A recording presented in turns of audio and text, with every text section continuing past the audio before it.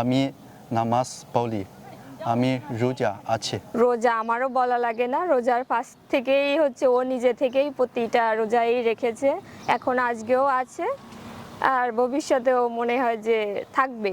আমাদের বিয়ের আগেই হচ্ছে আমার হাজবেন্ড ইসলাম ধর্ম গ্রহণ করে, তারপর একটা ফোনে হচ্ছে চাইনিজ অ্যাপস আছে যেটা ট্রান্সলেট আছে কোরআন শরীফ চাইনিজে পড়া যায়, প্লাস ওইখানে অনুবাদটাও চাইনিজে আছে। আমি সাজেস্ট করছিলাম যে ওই অ্যাপসটা ব্যবহার করার জন্য, পরে সেখান থেকে ও চাইনিজ অ্যাপসটা দেখে দেখে আর কি কোরআন সম্পর্কে ধারণা নেয়।